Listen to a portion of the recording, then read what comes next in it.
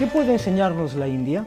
Es el título de uno de los libros esenciales del erudito alemán Friedrich Max Müller, uno de los grandes pioneros de los estudios indológicos. Esta pregunta, formulada retóricamente en 1883, conserva su plena vigencia.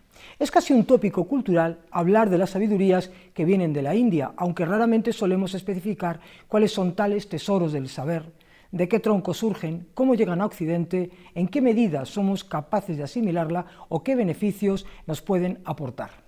Sería interesante dilucidar estas cuestiones. ¿Estamos hablando de conocer mejor unas filosofías ajenas simplemente para ampliar nuestros horizontes? ¿O estas formas de pensamiento que proceden de la India pueden efectivamente darnos algo que nosotros no tenemos?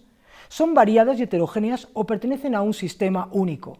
¿Se limitan al campo de la mística o pueden compaginarse con la ciencia moderna y de alguna manera complementarla? ¿Son una moda pasajera o modificarán de forma irreversible o de manera irreversible nuestra filosofía futura?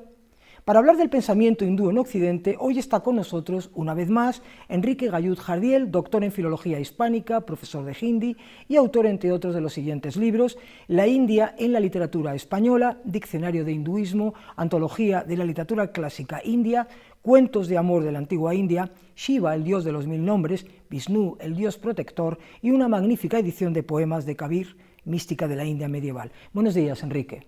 Buenos días. ¿Qué opinión crees que se tiene en la actualidad en Occidente sobre el hinduismo? Pues se tiene una idea en parte errónea, como ha sido siempre durante toda la historia, aunque es una idea que poco a poco se va corrigiendo, va mejorando y no podía sino mejorar, puesto que desde antiguo se ha pensado en Occidente que el hinduismo pues consistía en una religión primitiva, una religión politeísta, llena de supersticiones, llena de errores. Esa es la visión que se ha dado. Los musulmanes y los viajeros musulmanes que la describieron, pues evidentemente rechazaron el culto a los ídolos y hablaron de una religión de adoradores del fuego muy imprecisa. Durante la época colonial, los ingleses se sintieron más afines al islamismo que al hinduismo, al que tampoco estudiaron mucho ni quisieron entender, y luego pues en el siglo XX se ha vivido también otra deformación conceptual. En los años 60, la popularidad que los Beatles dieron a sus viajes a la India, a sus gurús, pues hablaron de un hinduismo como algo muy vago, muy impreciso, una religión en donde había muchos elementos libres de misticismo y poco pensamiento racionalista. Los mismos gurús o maestros religiosos a los que ellos acudieron transmitieron también una visión incorrecta de lo que es el hinduismo, y entonces eso ha dado como consecuencia que cualquier cosa se pueda creer. Cuando hablas de hinduismo en muchos foros, enseguida alguien te pregunta, ¿y las castas? Entonces, mezclando realidades sociopolíticas con la religión, que no tienen tanta relación.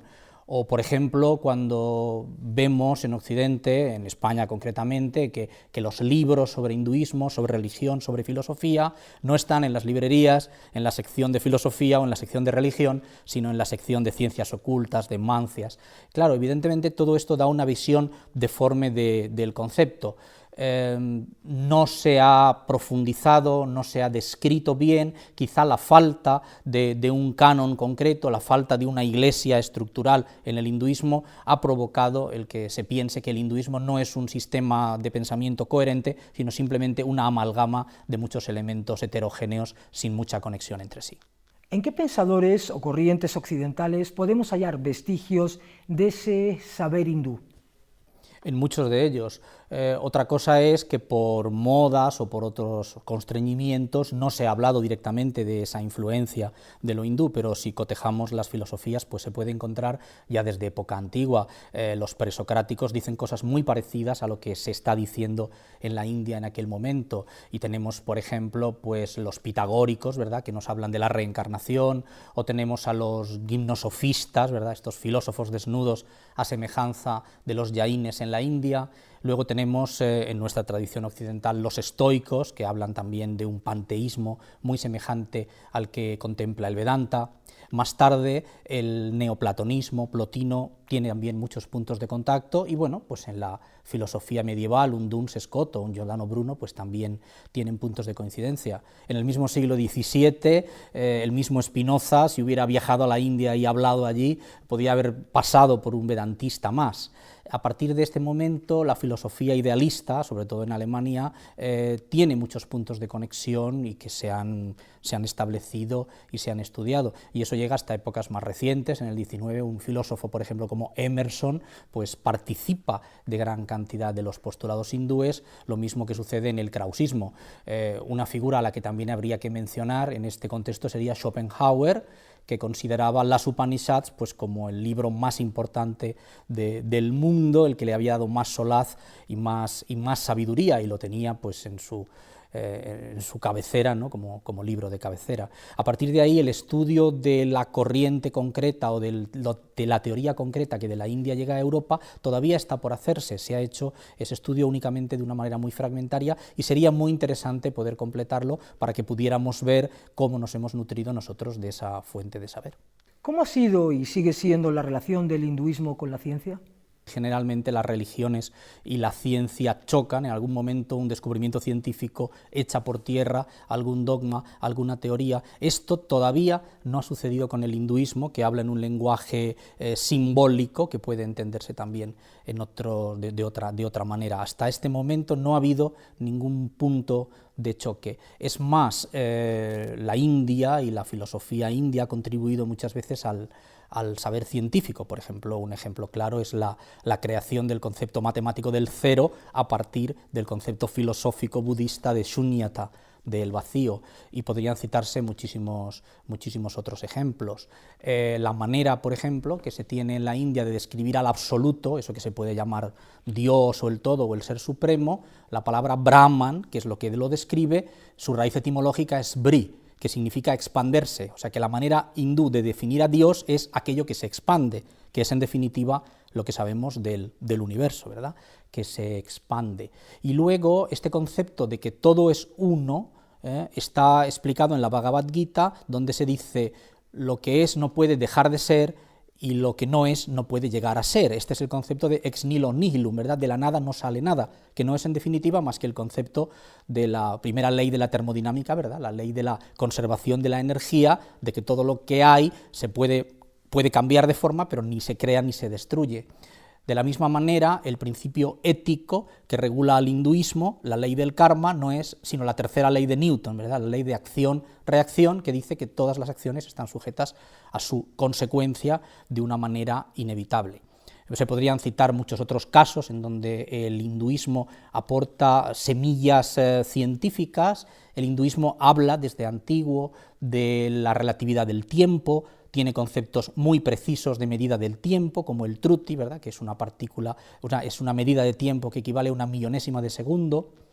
O podría hablarse también de una escuela filosófica muy antigua, del siglo II a.C., Vaisheshika, que es un atomismo primitivo, y en donde se indica que el universo está constituido por 9 sustancias, etc., de una manera muy parecida a lo que luego haría Leibniz. En general puede decirse que el hinduismo habló en clave simbólica de lo que luego la ciencia actual moderna habla de una manera con datos y una manera precisa. Tanto es así que muchas veces los modernos científicos occidentales buscan inspiración para sus teorías en estos escritos filosóficos antiguos indios, escritos en clave simbólica. ¿Se han hecho intentos de hacer del hinduismo la base de una religión universal? ¿Sería ello posible? Se han hecho intentos de hacer del hinduismo una religión universal, se han hecho intentos desde varios ángulos. El mismo sikhismo, la religión de los sikhs, intenta ser un sincretismo entre el hinduismo y el islamismo, ¿verdad?, con puerta abierta a otras religiones.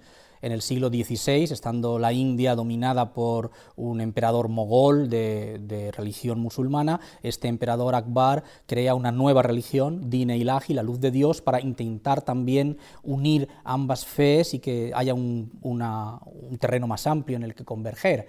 A finales del siglo XIX surge la teosofía, que todos sabemos que es un intento de religión universal con una base hindú y elementos válidos de todas las religiones, tanto del presente como del pasado, que puedan convergir y puedan aportar cosas. Lo mismo con las filosofías de la nueva era. Yo creo que se han hecho estos intentos, ha sido la India principalmente donde se han hecho, y sería factible que el hinduismo diera esa estructura a una nueva religión, puesto que por su tolerancia y por su apertura cultura puede aceptar elementos de otras religiones, puede aceptar el concepto de encarnación de Dios en la tierra, puede aceptar un concepto de cielos o infiernos, puede aceptar todas esas cosas que forman parte de otras religiones, no tendrían que ser eliminadas, sino que hallarían cabida en el hinduismo. Y además, siendo el hinduismo una religión abierta, una religión que se renueva y que se modifica, no habría problema ante la aparición de elementos nuevos. El hinduismo se ha modificado modernamente y, por ejemplo, tenemos el concepto de Tagore, que habla del arte como una forma de religión, o tenemos nuevos dioses que han surgido en los años 70, sorprendentemente en la India, y eso pues indica que es una religión renovada y que podría aceptar elementos de modernidad. El hinduismo nunca ha sido proselitista. ¿Ha cambiado esa tendencia en la actualidad, en el momento presente?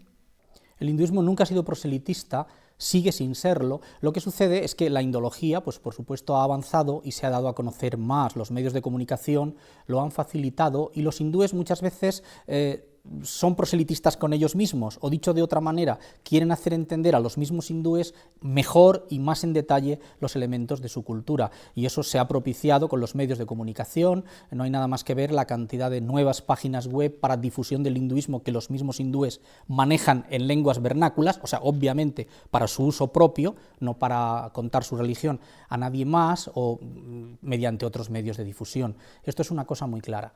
También la ficción pues ha ayudado.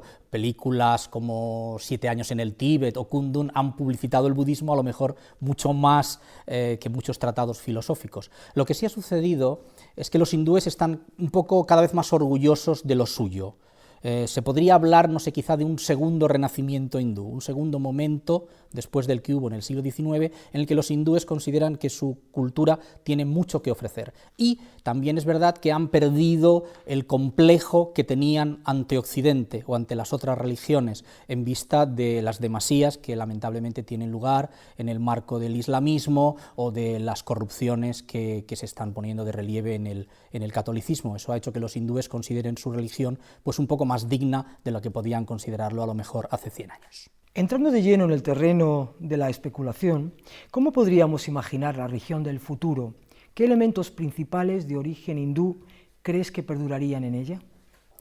Bien, es difícil hablar de la religión del futuro, pero sí hay un hecho cierto, y es cuáles eran las religiones del pasado. Las culturas aisladas, cada una tenía su religión, y esa religión era por defecto la verdadera. Bien, ese planteamiento evidentemente se ha acabado.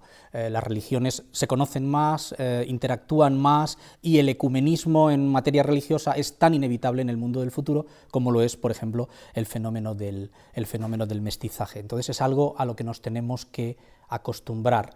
En cuanto a la posibilidad de una religión del futuro, si queremos compaginar los avances científicos con un trascendentalismo, la única solución es el panteísmo, considerar la naturaleza divina de todo, y yo creo que ese sería el principio que perduraría en una religión del futuro. Por un lado, la unidad del ser, todo lo que hay es uno y lo mismo, y por el otro lado, la teoría de causa y efecto, o karma, como la queramos llamar, la idea de que cada acción produce una reacción, y ese sería el parámetro moral, el parámetro ético, no hacer nada que provoque algo malo, más que un Dios que controlara y premiara o castigara según su voluntad. Y en cuanto a los elementos concretos, aparte de estas nociones, pues creo que intervendrían el elemento del pacifismo, el elemento del ecologismo, el elemento del vegetarianismo. Todas estas cosas sería lo que integraría esa religión que pudiera servir un poco para todos. Hasta aquí el programa de hoy. Muchas gracias, Enrique, por tu colaboración, y espero contar contigo para próximos programas. Gracias. Muchas gracias a ti.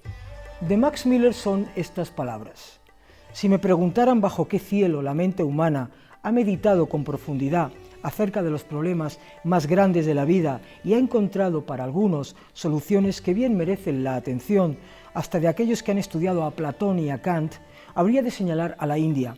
Y si me preguntase a mí mismo de qué literatura podemos nosotros, que nos hemos nutrido casi con exclusividad de los pensamientos de los griegos y los romanos y de una raza semita, la judía, extraer el correctivo más necesario para que nuestra vida sea más perfecta, más amplia, más universal, de hecho una vida más verdaderamente humana, de nuevo habría de señalar la India.